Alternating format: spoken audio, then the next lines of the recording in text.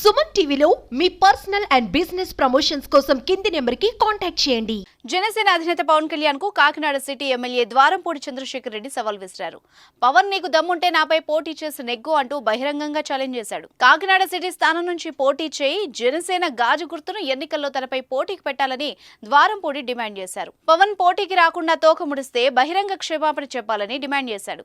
వారాహి యాత్రలో భాగంగా జనసేనాని పవన్ కళ్యాణ్ తనపై చేసిన ఆరోపణల్ని ప్రజాక్షేత్రంలోనే తేల్చుకుందామని, అందుకు పవన్ సిద్ధంగా ఉండాలని డిమాండ్ చేశారు.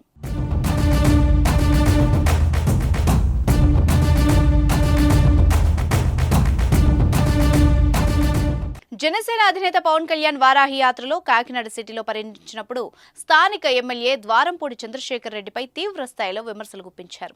కోట్లాది రూపాయలు అక్రమంగా ఆర్జించారంటూ ద్వారంపూడిని పవన్ విమర్శించారు. వచ్చే ఎన్నికల్లో ద్వారంపూడిని ఓడించాలంటూ పిలుపునిచ్చారు. ఈ వ్యాఖ్యలపై అప్పట్లోనే ద్వారంపూడి చంద్రశేఖర్ రెడ్డి తీవ్రంగా స్పందించారు. తనపై చేసిన ఆరోపణల్ని నిరూపించాలని డిమాండ్ చేశారు. తాను న్యాయబద్ధంగానే సంపాదిస్తున్నానని, అడ్డగోలుగా సంపాదించినట్టు నిరూపిస్తే తన ఆస్తి రాసిస్తానని కాకినాడ ఎమ్మెల్యే ద్వారంపూడి హామీ ఇచ్చారు. వీళ్ళిద్దరి మధ్య జరిగిన మాటల యుద్ధం రాష్ట్ర స్థాయిలోనే అప్పట్లో సంచలనంగా మారింది. తాజాగా మళ్లీ ద్వారంపూడి చంద్రశేఖర్ రెడ్డి పవన్ కళ్యాణ్ ను పోటీకి రావాలంటూ కోరడం రాజకీయాల్లో ఆసక్తిని కలిగిస్తోంది. ద్వారంపూడి విసిరిన సవాల్ను పవన్ కళ్యాణ్ స్వీకరిస్తారా, లేదా తనదైన శైలిలో ద్వారంపూడికి పవన్ కళ్యాణ్ కౌంటర్ ఇస్తారా అన్నది చూడాల్సి ఉంది. మొత్తానికి ఎన్నికలు దగ్గర పడేసరికి అధికార ప్రతిపక్షాల మధ్య మాటల యుద్ధం సవాళ్లు ప్రతి సవాళ్ల వరకు వెళ్తున్నాయి.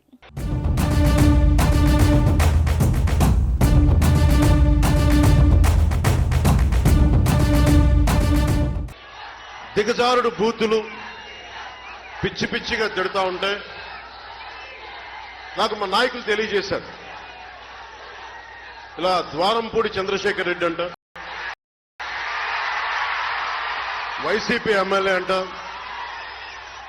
వాళ్ళ తాతగారి దగ్గర నుంచి వాళ్ళ నాన్నగారి దగ్గర అందరూ పెద్ద పెద్ద రౌడీలు అంట, వాళ్ళ దగ్గర బోల్డంతమంది క్రిమినల్స్ ఉంటారంట, చిన్న చిన్న కత్తులు పెట్టుకున్న కుర్రాళ్ళు ఉంటారంట, తుపాకులు ఉంటాయంట, గన్స్ ఉంటాయంట. నేను అడిగాను, ఇదంతా మన కాకినాడలోనే అడిగాను. ఏది మన ప్రశాంతమైన కాకినాడలో ఇదంతా అంటే అవునని చెప్పి.